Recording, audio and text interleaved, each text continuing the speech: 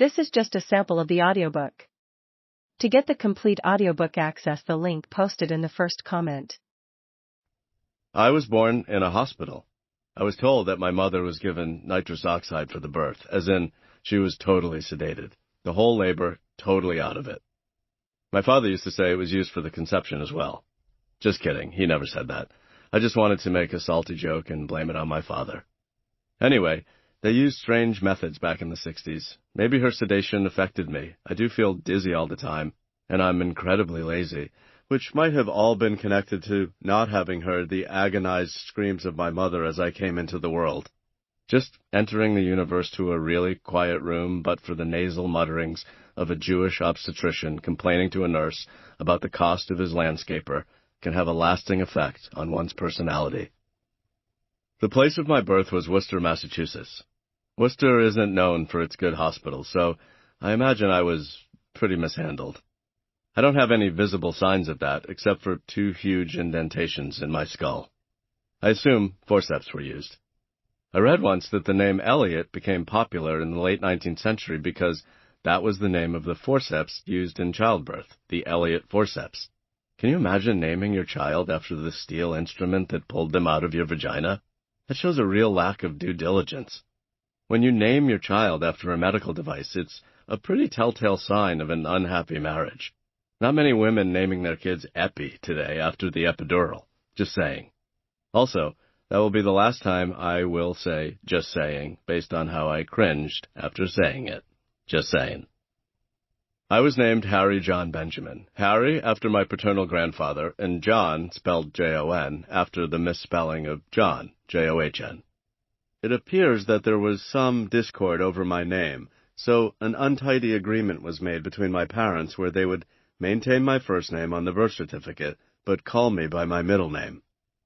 The Harry has always been like a buried secret, like an identity Easter egg, and that mystery has had its own odd effects as well, probably due to the fact that my dad's father died at a really young age, so passing on his name would be like passing on a curse.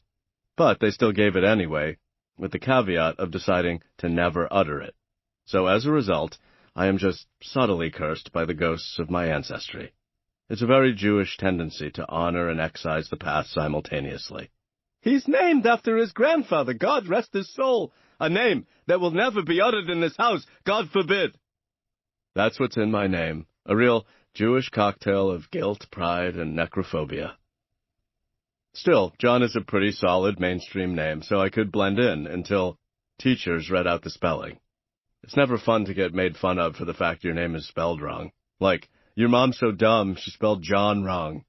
Or, how dare you sully the memory of John the Baptist, who baptized Jesus and whose head was cut clean off by King Herod just 'cause his vindictive daughter asked him to.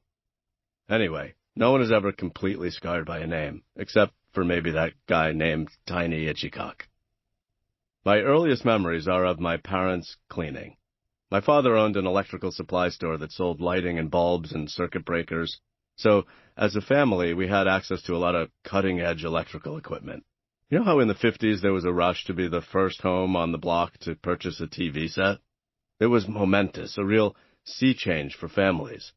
That moment came for us in the form of the Newtone central vacuum system.